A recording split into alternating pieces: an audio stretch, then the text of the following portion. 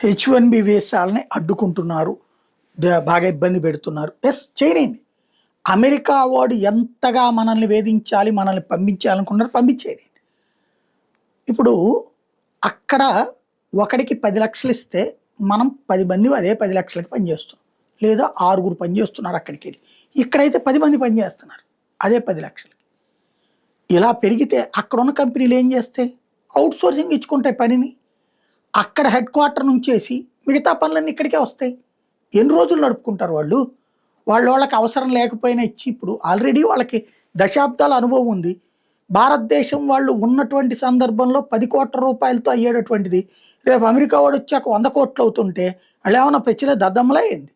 90,00,00,000 రూపాయలు అదనం ఖర్చు పెట్టుకోవడానికి ట్రంప్ చెప్పాడని.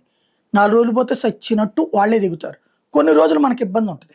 మానసికంగా మనం సిద్ధమవుదాం. అదే సందర్భంలో ఇక్కడ మన దేశం మీద మనం దృష్టి పెడదాం. మన దేశంలో స్టార్టప్ల మీద దృష్టి పెడదాం. మన దేశంలో యూనికార్న్ల మీద దృష్టి పెడదాం. మన దేశంలో డెవలప్మెంట్ మీద దృష్టి పెడదాం. మనం ఎదుగుతూ ఉంటే వాడే మూసుకు కూర్చుంటాడు. చైనా వాడిని ఎట్లాగే మొదట్లో వేధిస్తే ఇప్పుడు చైనా వాడు సక్సెస్ అవుతున్నాడు, అయ్యాడు, సెకండ్ ప్లేస్కి వచ్చి కూర్చున్నాడు. మనం అట్లా అవుతామని వాడికి భయం.